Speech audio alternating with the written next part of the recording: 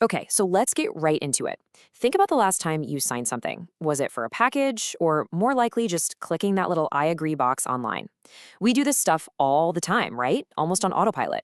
But what does that simple little action, your signature, actually mean in the eyes of the law? Well, that's what we're going to break down. Come on, be honest. We have all been there. You're staring at this absolute wall of text, the terms and conditions for some new app, and you just want to get to the fun part. So you scroll, scroll, scroll, and click. Done. But that one tiny click, it carries a huge legal weight that you probably don't even realize. So first, let's just acknowledge how ridiculously routine this has all become. We treat our signature, whether it's with an actual pen or just a click of a mouse, as just another step, another box to check off to get something done. I mean, it is everywhere. You're signing for a package at the door, you're accepting those never-ending software updates, initialing page after page on a lease agreement, or even just trying to get rid of that annoying accept cookies banner. Every single time you are performing a legally significant act, and most of us don't give it a second thought. But here's the thing. Behind all those casual clicks and scribbles, there is a very powerful, very old legal principle at play. It's called the signature rule, and it's what turns that simple, thoughtless action into a totally binding commitment. And here it is, in all its glory, the signature rule of deemed agreement. Now, the key word you need to focus on here is proof. The law doesn't see your signature as just a suggestion or a formality. No, it sees it as hard, cold evidence that you are on board with the terms. This one sentence right here is the absolute heart of the matter, and the most powerful word in it, it's deemed.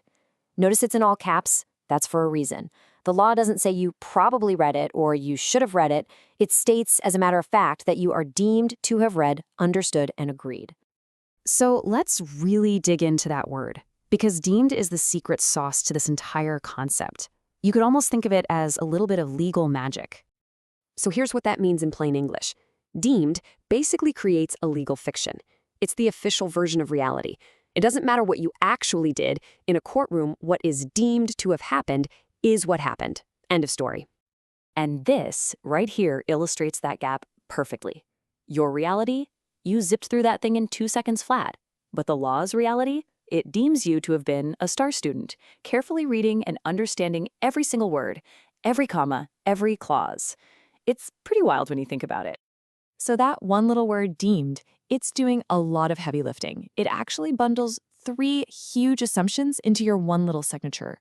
So let's break them down, one by one. These are the 3 pillars that your signature holds up. The law presumes you read it, you understood it, and you agreed to it.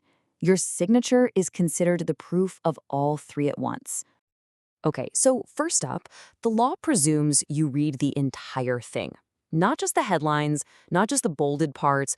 We're talking every word, every clause, every tiny piece of fine print.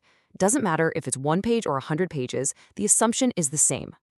Second, and this one is a really big deal, the law presumes you understood what you read. That includes all the complicated legal jargon, all the technical terms. And here's the kicker. Trying to argue later that you didn't get it, that you didn't understand the complex language, yeah, that's usually not going to fly in court. And finally, the law presumes that you agreed to everything that you supposedly read and understood. Your signature is seen as your deliberate, voluntary consent. It's your official yes, I'm in, binding you to the whole deal. So, let's wrap this all up. What's the bottom line here? What's the ultimate takeaway? It's actually pretty simple. Your signature is your bond. And this is really what I want you to remember from all of this. Your signature is treated as undeniable, legally binding proof that you consented to the terms and that you understood them. And this is true even if, in reality, you didn't do either of those things. That's just how incredibly strong this legal presumption is. Which, of course, leaves us with one final and, I think, pretty powerful question. The next time a screen pops up or a document is put in front of you, just pause for a second. Now that you know the true legal weight of that simple action, ask yourself, what am I really agreeing to here?